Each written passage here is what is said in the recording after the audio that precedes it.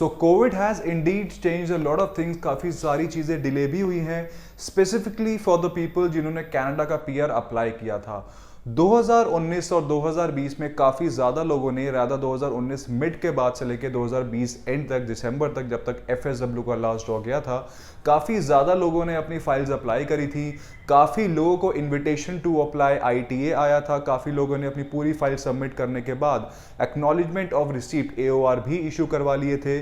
उसके बाद technically Canada take 6 months of approx time to process all the application. उनके बाद उनको डिसीजन पीपीआर्स वगैरह आ जाते हैं, उनके स्टैंपिंग लेटर्स आ जाते हैं। लेकिन इस बार 2021 एंड होने वाला है, बट अभी तक भी कनाडा पीआर एप्लीकेशन का कोई भी रिवर्ट नहीं आया है। एंड एवरीबडी इज वॉन्डरिंग कि क्यों खाली सीईसी और पीएनपी एप्लीकेंट्स को ज्यादा प्रायोरिटी दी जा रही है, जबकि एफएसडब्ल्यू आउटलैंड एप्लीकेशन को they have actually given the back seat. तो अब काफी ज्यादा स्पेकुलेशंस के बाद फाइनली कुछ बिग अपडेट्स, कुछ अच्छी न्यूज निकल के आई है कनाडा इमिग्रेशन से। तो हालांकि 2021 अब एंड होने वाला है, 2022 सिर्फ 1.5 महीने में स्टार्ट हो जाएगा। अब फाइनली जाके कनाडा इमिग्रेशन ने कुछ साइन ऑफ रिलीफ दिए हैं, काफी कुछ बिग अपडेट्स और अच्छी अपडेट्स आई हैं federal skill worker outland applicants के ऊपर और उन सभी फाइल होल्डर्स के पास जिनके पास 2019 या 20 की बैकलॉग है, जिनके फाइल स्टक हैं, डिसीजंस नहीं आ रहे थे। एंड इसमें we are not talking about the student visa, we are only talking about the PR applicant जिन्होंने कनाडा का पीआर अप्लाई किया है। तो क्या वो अपडेट्स हैं, क्या अच्छी न्यूज आई है, क्या साइन और रिलीफ है, इन सब चीजों के बारे में हम लोग इस डिटेल्ड वीडियो में बात करने वाले हैं।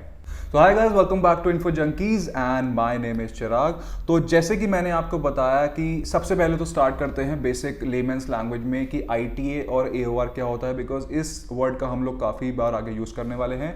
तो जब भी कनाडा का कोई पीआर फाइल डालता है और उसका कट ऑफ गवर्नमेंट के कट ऑफ से मैच करता है, तो गवर्नमेंट उनको इन्विटेशन टू अप्लाई एक नोटिफिकेशन भेजती है कि आपकी फाइल सिलेक्ट हुई है, आप अपने डॉक्यूमेंट सारे हमें भेज दीजिए फॉर द वेरिफिकेशन। इस स्टेप को बोलते हैं इन्विटेशन टू अप्लाई आईटीए। और इसके बाद जब एक क्लाइंट अपने सारे डॉक्यूमेंट्स कनाडा को वेरिफिकेशन के लिए भेजता है, अपनी पीआर की फीस पे कर देता है, उसको बोलते हैं एक्नॉलेजमेंट ऑफ रिसीप्ट, जो कि कनाडा इमिग्रेशन से अगेन उसको उसके जीसी की पोर्टल पे आती है, विच मीन्स कि उसके सारे documents including the PR fees Canada immigration को मिल चुकी है for the verification purposes, which means AOR. तो जैसे कि मैंने आपको बताया कि 2019 के लास्ट क्वार्टर में और एंटायर 2020 में काफ़ी ज़्यादा लोगों को इन्विटेशंस आए थे, एओआर आए थे, क्योंकि उस टाइम एफएसडब्ल्यू के भी कट ऑफ निकल रहे थे। लास्ट कट ऑफ दिसंबर 2020 में गया था। तो काफ़ी लोगों को तब तक इन्विटेशंस आए थे, उनको 2 महीने का टाइम दिया गया था अपने डॉक्यूमेंट सबमिट करने का, और काफ़ी लोगों ने विद इन टाइम फ्रेम अपनी fees including the documents Canada immigration को सबमिट कर दी थी जीसी की पोर्टल पे, and they received their AOR. But AOR आने के बाद जो 6 महीने का प्रोसेस टाइम होता है, अब उसको करीबन 1 साल और कुछ लोगों के लिए 2 साल भी हो चुके हैं, बिकॉज 2021 एंड होने वाला है। बट अभी भी उनके एओआर के बाद जो उनका landing letter confirmation of PR COPR होता है वो नहीं आया है। और काफ़ी स्पेकुलेशंस थी कि पूरे 2021 में सिर्फ कनेडियन एक्सपीरियंस क्लास और provincial nominee program CC and PNP category वालों को इन्वाइट किए गए थे और उन्हीं की फाइल प्रोसेस करी गई थी, जबकि एफएसडब्ल्यू आउटलाइन एप्लीकेंट्स को एक बैकशीट दे दी गई थी कि उनकी बिल्कुल भी फाइल प्रोसेस नहीं हो रही थी एंटायर वर्ल्ड इमिग्रेशन के सीआईसी के किसी भी ऑफिस में। तो इसको देखते हुए काफ़ी लोगों ने, जब उनके 6 महीने का टाइम स्पैन खत्म हो गया, 8 महीने 1 साल निकल गए, तो काफ़ी लोगों ने केप्स नोट्स या जीसीएमएस नोट्स अप्लाई करने का सोचा। अब ये नोट्स बेसिकली एक डिटेल्ड इंस्ट्रक्शन शीट होती हैं कि कनाडा एम्बेसी में आपकी फ़ाइल कहाँ तक पहुँची, उसमें क्या नोट्स हैं जो वहाँ पे एप्लीकेंट R10 ऑफिसर जो आपकी फ़ाइल पे नोट्स प्रोवाइड करता है कि आपकी फ़ाइल कहाँ तक है, कब तक प्रोसेस हो सकती है, और क्या क्या स्टेप्स इसमें security, eligibility, information sharing, medical, biometric क्या कंप्लीट हो चुका है और क्या कंप्लीट होना है। तो इसको देखते हुए जब काफ़ी लोगों ने केप्स नोट्स अप्लाई करे और जीसीएमएस नोट्स अप्लाई करे, तो काफ़ी लोगों ने नोटिस किया कि तो इसमें अगर आप देखेंगे तो eligibility, criminality and medical information सब कुछ पास हो चुका है, अप्रूव्ड है, but still COPR is still pending. इनका भी everything is approved, but again COPR अभी तक इनका नहीं आया है। इसमें अगर देखेंगे तो एलिजिबिलिटी सिक्योरिटी दोनों not started, criminality pass, medical pass, information complete, but काफ़ी टाइम लग सकता है बिकॉज एलिजिबिलिटी काफ़ी टाइम लेता है। इसमें भी इनका दो चीज़ें नॉट स्टार्टेड हैं तो 2-4 महीने का एक्स्ट्रा टाइम लग सकता है। तो इसमें अगर आप देखोगे तो एलिजिबिलिटी में रिव्यू रिक्वायर्ड है, मतलब कुछ ना कुछ ऐसी चीज़ है फाइल में जो स्टक कर रही है उसको, बाकी चीज़ें ऑलमोस्ट ठीक ठाक इसमें लग रही हैं। लास्ट वाले में ये R10 के नोट्स होते हैं जो लास्ट पेज पे आपको दिखेंगे जो काफ़ी इंपॉर्टेंट होते हैं।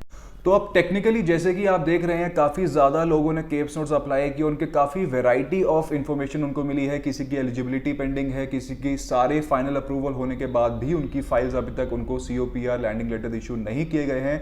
तो अब देखा ये जा रहा है कि काफ़ी लोगों की एज बढ़ने वाली है। काफ़ी लोग जिन्होंने सिंगल एप्लीकेंट अप्लाई किया था, अब 2 साल के बाद उनकी मैरिज हो चुकी है, उनके स्पाउस की भी उन्होंने फाइल ऐड करी है।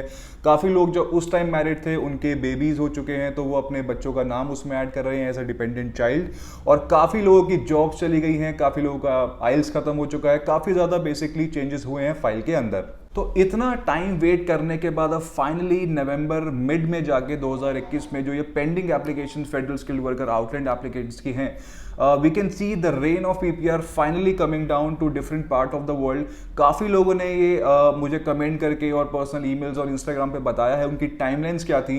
काफ़ी लोगों ने जिनके 2019 अक्टूबर, नवंबर एंड दिसंबर में जिनके मेडिकल्स हो चुके थे, जिनकी AOR approvals letters, approvals basically GCMS notes में हैं, बट उनका लैंडिंग लेटर नहीं आया, तो उनको फाइनली अब या तो री मेडिकल की रिक्वेस्ट आ रही है because medical is valid for 1 year only.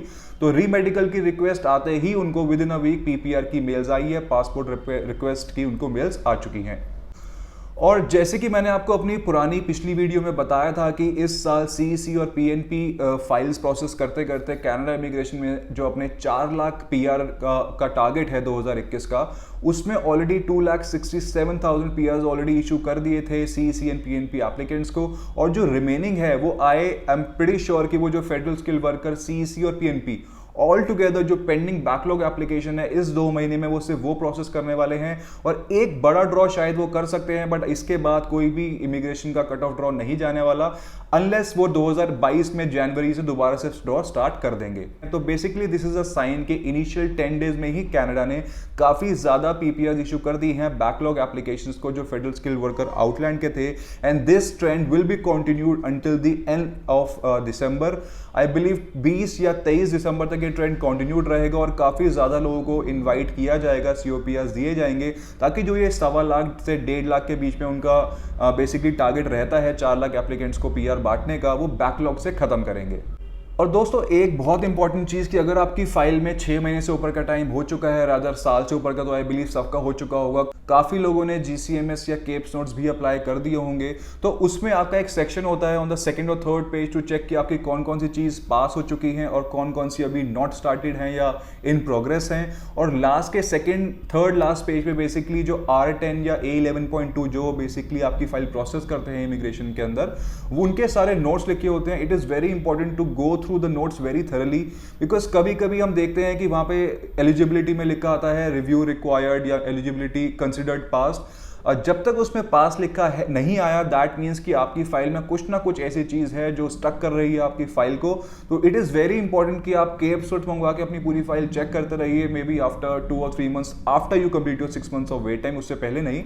अगर उसमें कोई भी आपको प्रॉब्लम आती है, if you have any particular questions और maybe you have any timeline of yours to share, you can comment down in the below section, ताकि बाकी लोग भी देख सके कि उनका फाइल कहाँ स्टैंड करता है और बेसिकली कितने टाइम में लोगों की PPRs आनी शुरू हो चुकी हैं। और काफ़ी लोगों ने ये पूछा था कि what is the good score कि वो फेडरल स्किल वर्कर में अपनी फाइल डाल के वेट कर सके। तो I guess 467, 468 and above that जिनके इतने पॉइंट्स हैं वो FSW को टारगेट करें। अगर किसी का स्कोर 468 या उससे नीचे है तो student visa, provincial nominee program, ये 2 अच्छे ऑप्शन हैं जो आप टारगेट कर सकते हैं। So guys, if you have any particular question, you can comment down in the below section below. We actually have received more than 400 comments in the last 2 of our videos, and we will try to answer all your particular queries as much as we can. Thank you very much.